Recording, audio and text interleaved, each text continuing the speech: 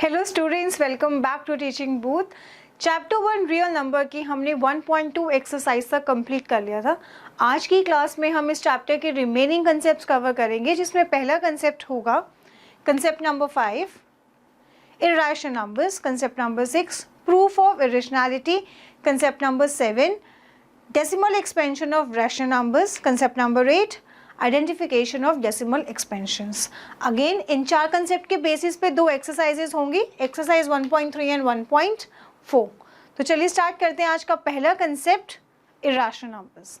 अब जल्दी से रिकॉल करते हैं कि फर्स्ट क्लास में हमने नंबर्स के बारे में क्या पढ़ा था।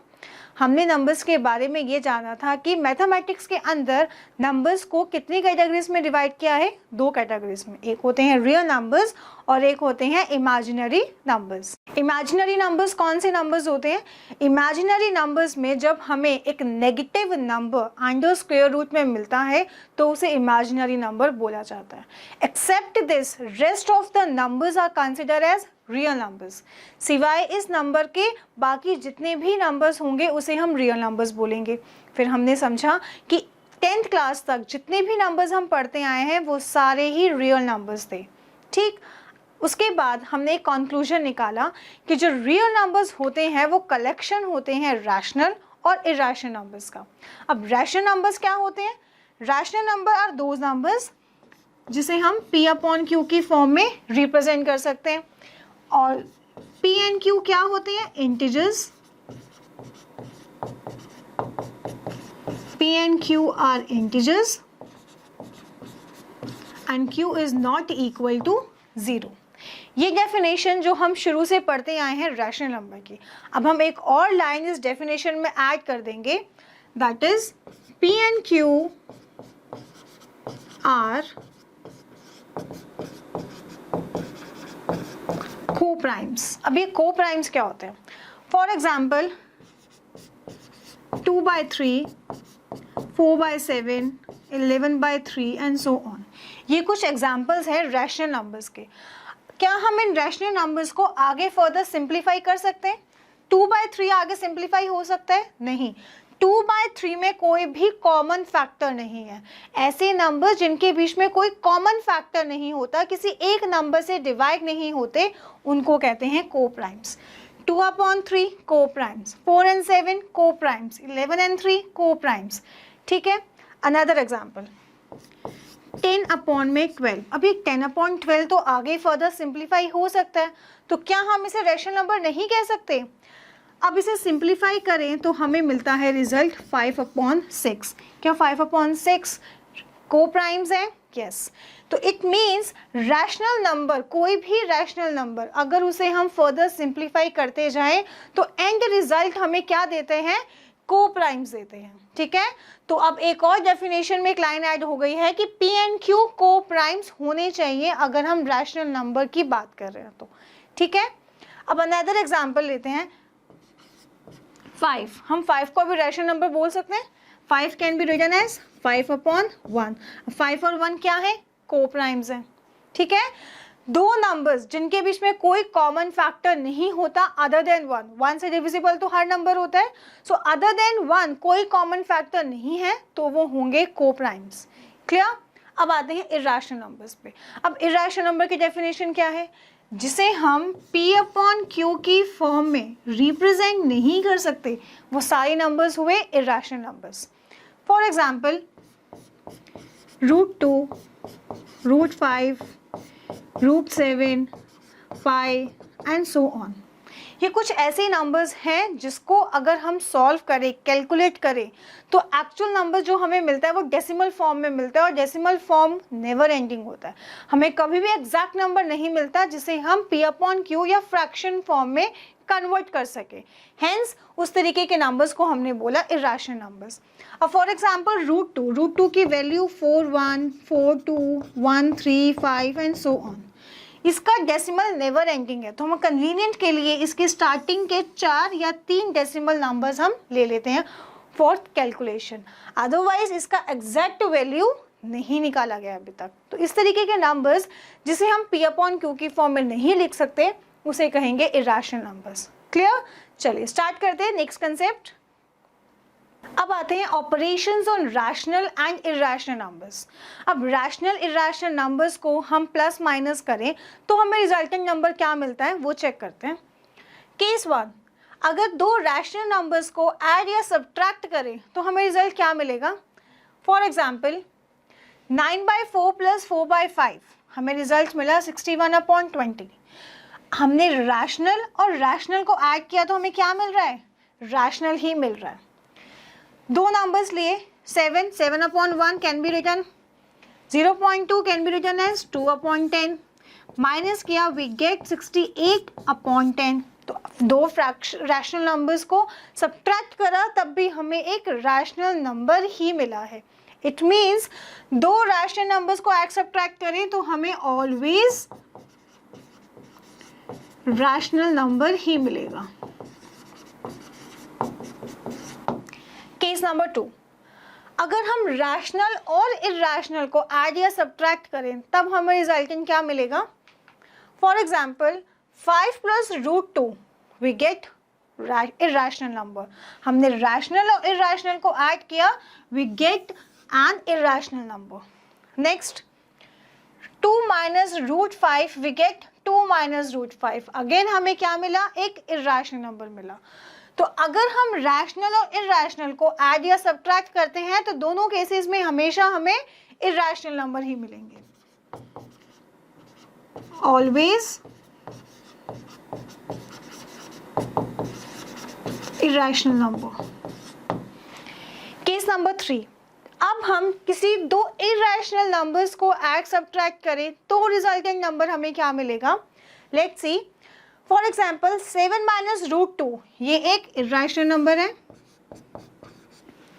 प्लस इरेशनल नंबर √2, इन दोनों को हमने अगर ऐड किया वी गेट 7। 7 क्या है, एक रैशनल नंबर है।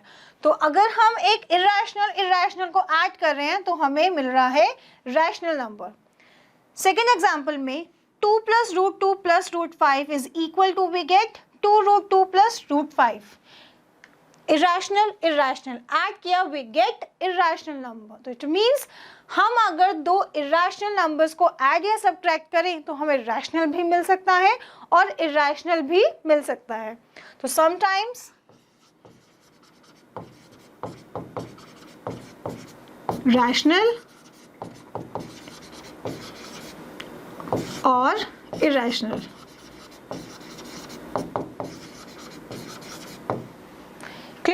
चलिए स्टार्ट करते हैं नेक्स्ट कंसेप्ट। अब देखते हैं मल्टीप्लिकेशन और डिवीजन का केस। अब जब रैशनल इरेशनल नंबर्स को डिवाइड या मल्टीप्लाई कर रहे हैं तो हमें रिजल्टिंग नंबर्स क्या मिल रहे हैं वो चेक करते हैं। फर्स्ट केस है, दो रैशनल नंबर्स को मल्टीप्लाई या डिवाइड करें तो हमें क्या मिलेगा। For example 5/4 divided by 3/2 we get 10/12। दो रैशनल नंबर्स को डिवाइड किया we get a rational number. अब ये 10/12 को अगर फर्दर सिंप्लीफाई करें तो हमें क्या मिलेगा, 5/6। 5/6 को प्राइम्स है, रैशनल नंबर हमें मिल रहा है। Next example 3.2 multiply by 1.5 we get 4.8। 3.2 एक रैशनल नंबर है, 3.2 को हम लिख सकते हैं 32/10, 1.5 को हम लिख सकते हैं 15/10 और 4.8 को हम लिख सकते हैं 48/10। सो ये रैशनल नंबर्स का प्रोडक्ट कर रहे हैं तो हमें एक रैशनल नंबर ही मिल रहा है। इट मीन्स अगर दो रैशनल नंबर्स को डिवाइड या मल्टीप्लाई करें तो रिजल्टेंट नंबर हमें हमेशा रैशनल नंबर ही मिलेगा। So always we get rational number.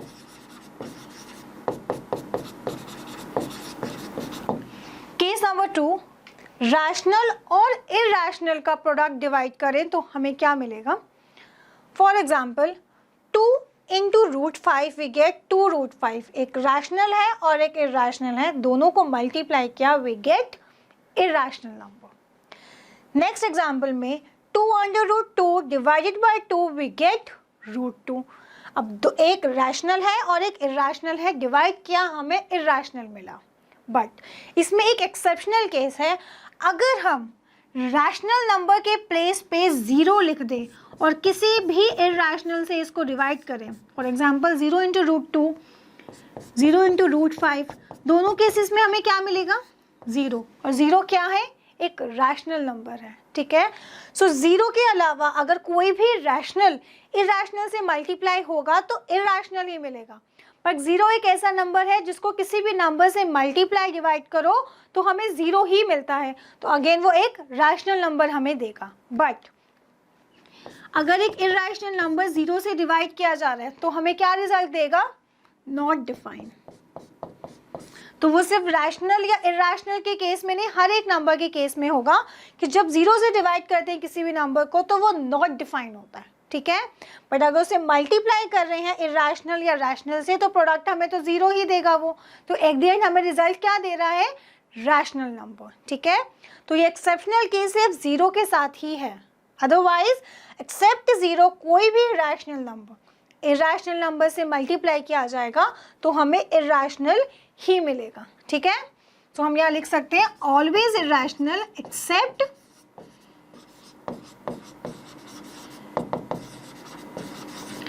Always irrational number, but 0 के केस में हमें हमेशा 0 ही मिलेगा जो कि एक रैशनल नंबर है, ठीक है। थर्ड केस, अगर दो इरैशनल नंबर्स का प्रोडक्ट करें या डिवाइड करें तो रिजल्टेंट नंबर हमें क्या मिलेगा? For example root 13 into root 5 we get root 65। Next example 13 root 5 into root 5 we get 65। पहले दो इरैशनल नंबर्स को मल्टीप्लाई किया तो पहले तो हमें मिला था इरैशनल, अब हम दो इरैशनल नंबर्स को मल्टीप्लाई कर रहे हैं तो हमें मिल रहा है रैशनल। इट मीन्स अगर दो इरैशनल नंबर्स का प्रोडक्ट करें तो रैशनल भी मिल सकता है और इरैशनल भी मिल सकता है। अब देखते हैं डिवाइड का case. Root 7 divided by pi we get root 7 upon pi, again एक इरैशनल नंबर हमें दे रहा है। लास्ट एग्जाम्पल में रूट 2 को डिवाइड किया रूट 2 से वी गेट 1 जो कि एक रैशनल है। सो हमें इस केस में क्या मिला कि अगर हम दो इरैशनल नंबर्स का प्रोडक्ट करें मल्टीप्लाई करें तो रिजल्टेंट नंबर हमें क्या मिलेगा? रैशनल भी मिल सकता है और इरैशनल भी मिल सकता है। सिमिलरली हमने प्रीवियस में भी यही समझा था कि रैशनल इरैशनल और इरैशनल का अगर हम प्लस या माइनस करें तब भी हमें रिजल्ट में रैशनल भी मिलता है और इरैशनल भी मिलता है। क्लियर?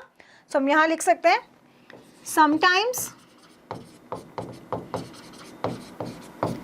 रैशनल और इरैशनल, या तो रैशनल मिलता है या तो इरैशनल मिलता है, दोनों केस यहाँ पे पॉसिबल है। क्लियर? चलिए आगे बढ़ते हैं। अब concept number 6, proof of irrationality. अब प्रूफ ऑफ इरेशनैलिटी के अंदर हम ये समझेंगे कि कोई नंबर इरैशनल कैसे होता है।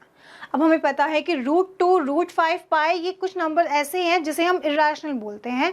क्यों? क्योंकि मैथमेटिकली अगर हम इन्हें सॉल्व करें तब हमें एक ऐसा नंबर एक ऐसा डेसिमल फॉर्म मिलता है जिसे हम कभी भी फ्रैक्शन फॉर्म में कन्वर्ट नहीं कर सकते, पी अपॉन क्यू की फॉर्म में नहीं लिख सकते, हैंस हमने उन्हें बोला irrational numbers.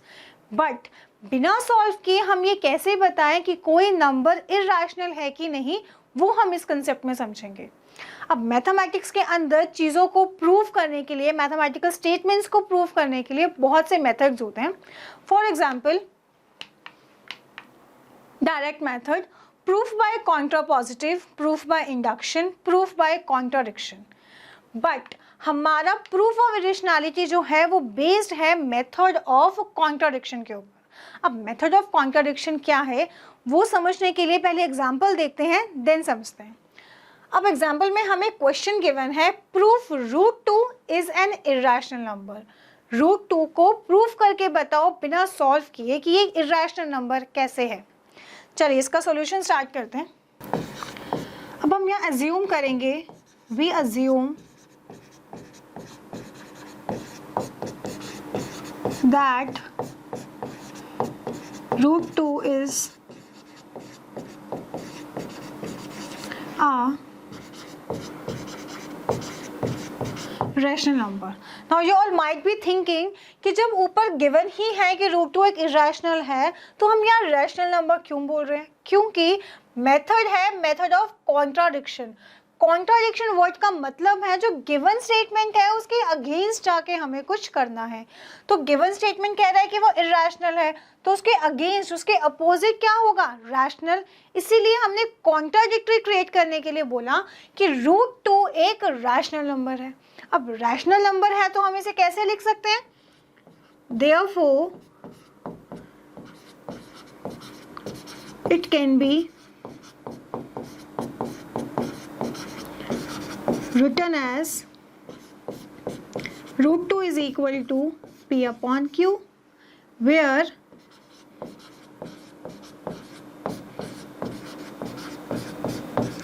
P and Q are co-primes. Co-primes कौन से नंबर्स? फॉर एग्जाम्पल 10/12 एक रैशनल नंबर है, सिंप्लीफाई करा इसे, वी गेट 5/6 और 5/6 क्या होंगे? को प्राइम्स। क्लियर हो गया? अब हम इस दोनों साइड्स की स्क्वेयरिंग करते हैं। Now on squaring both sides,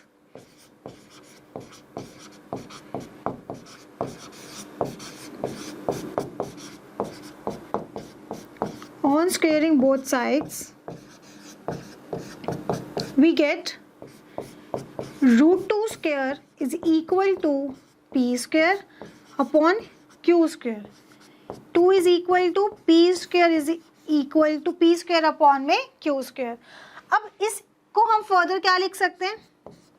हम इसको इस तरीके से लिख सकते हैं 2Q square is equal to P square लिख सकते हैं। अब यहाँ पे बहुत सारी हमें सेम टर्म्स मिल रही हैं, तो हम इसे डिफ्रेंशिएट करने के लिए लेबल कर देते हैं एज इक्वेशन 1,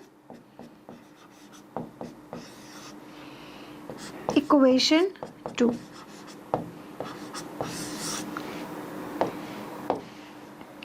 अब हम इस इक्वेशन को ऑब्जर्व करें तो हमें क्या मिल रहा है?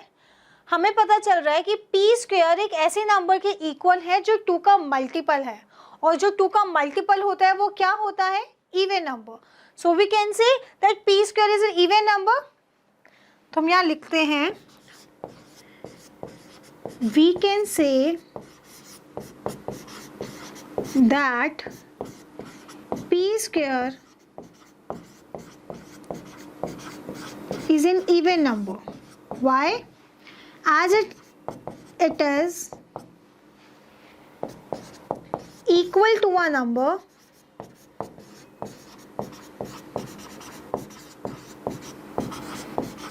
which is a multiple of 2, which is a multiple of 2।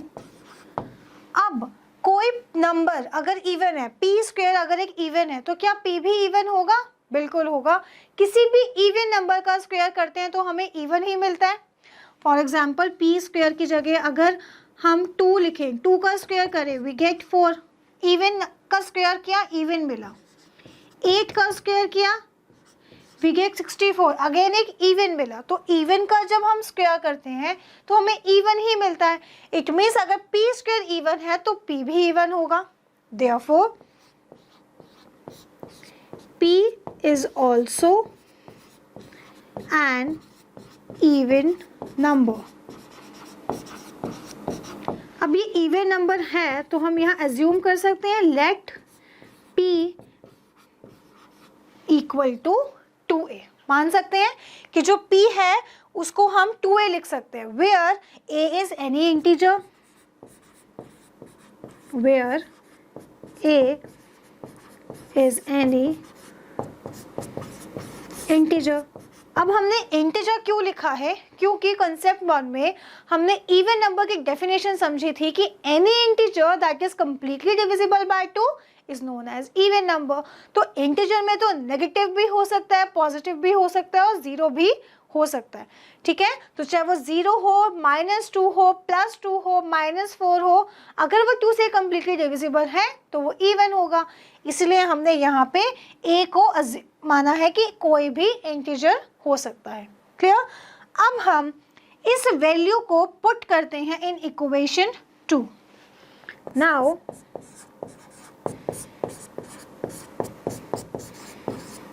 put the value of p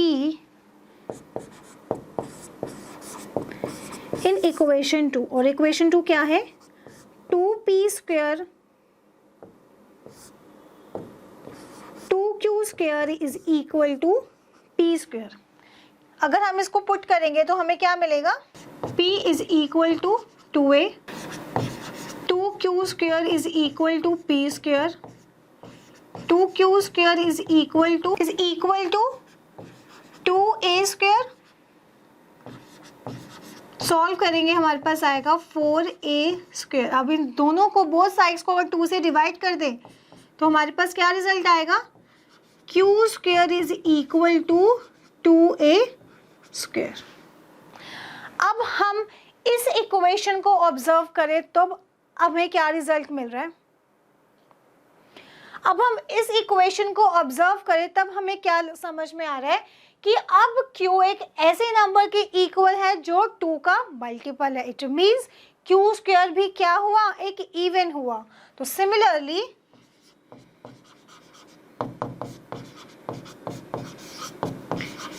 q² is an even number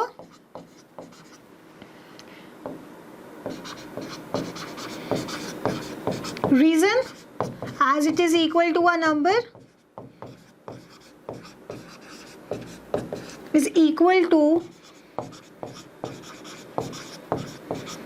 a number again which is a multiple of 2, which is a multiple of 2. So therefore q is also an even number, is also an even number. तो अब हम यहाँ assume कर सकते हैं, हमने जैसे यहाँ अज्यूम किया था कि जो p है वो 2a के इक्वल है, तो हम यहाँ अज्यूम कर सकते हैं let q is equal to 2b। ठीक है, क्योंकि q एक इवन है। अब इवन में तो नेगेटिव भी हो सकता है, पॉजिटिव भी, जीरो भी, b कोई भी इंटीजर है। सो q को हमने अज्यूम कर लिया is equal to as 2b where b is an integer,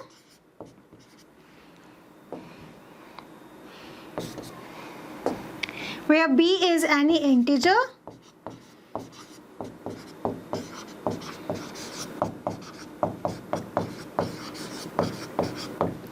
अब हम q और p की वैल्यू को पुट करते हैं इन इक्वेशन 1, देन हम देखते हैं हमें क्या रिजल्ट मिलता है।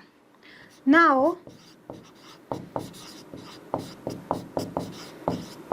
Put the values of p and q in equation 2, we get √2 is equal to p upon q। अब हम यहाँ पुट करते हैं p की और q की value, so we get 2a upon में 2b। अब हम यहाँ पे देखते हैं कि p और q एक ऐसी फ्रैक्शन की इक्वल है जिसमें कॉमन फैक्टर आ रहा है। कॉमन फैक्टर क्या है, 2।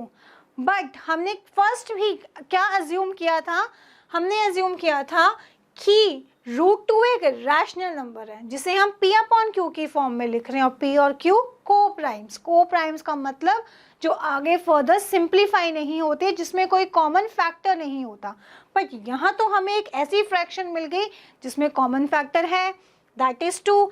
इट मीन्स जो हमने अज्यूम किया था, जो हमें प्रूफ कर रहे थे, वो तो गलत हो गया। इट मीन्स वो रैशनल नंबर तो नहीं है, क्योंकि रैशनल नंबर तो वही है जिसमें हमें p और q को प्राइम्स मिलने चाहिए, और यहाँ पर हमें एक ऐसा रैशनल नंबर, एक ऐसा नंबर मिल रहा है जिसे हम p अपॉन q की फॉर्म में लिख तो पा रहे हैं, लेकिन ऐसी फॉर्म जिसमें को प्राइम्स नहीं है, कॉमन फैक्टर है। क्लियर? इट मीन्स हमारी अजम्पशन हो गई गलत, मतलब कि √2 रैशनल नहीं है, इरैशनल है। क्यों नहीं है रैशनल? अगेन कि वो को प्राइम्स नहीं दे रहा हो, वही तो हमने यहाँ अज्यूम किया था। ठीक है, यही हमने कॉन्ट्राडिक्टरी क्रिएट करी थी कि √2 को एक रैशनल नंबर अज्यूम करते हैं, देन देखते हैं क्या वो रैशनल नंबर मिलता है कि नहीं। बट एंड रिजल्ट हमें रैशनल नंबर नहीं मिला, क्योंकि p और q को प्राइम्स नहीं मिले। ठीक, so as we can observe here, we can observe that P and Q are not co-primes as they have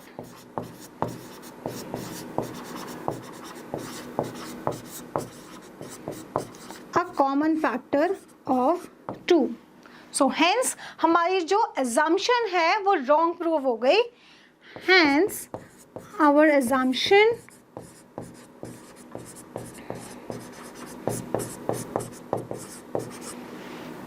has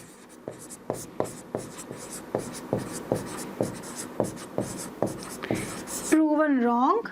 That कौन सी assumption? That root 2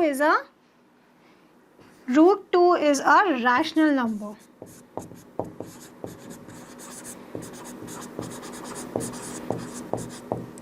Therefore, root 2 is an irrational number. Therefore, हम अभी कह सकते हैं कि root 2 एक irrational number है बिना सॉल्व किए. क्यों? क्योंकि वो रैशनल नंबर की डेफिनेशन को जस्टिफाई नहीं करता. रैशनल नंबर की डेफिनेशन कि जिसे P अपॉन Q की फॉर्म में भी लिखो और P और Q को प्राइम्स आने चाहिए, बट हमें को प्राइम्स नहीं मिले. क्लियर? नोट करें इसे, देन स्टार्ट करते हैं नेक्स्ट कंसेप्ट.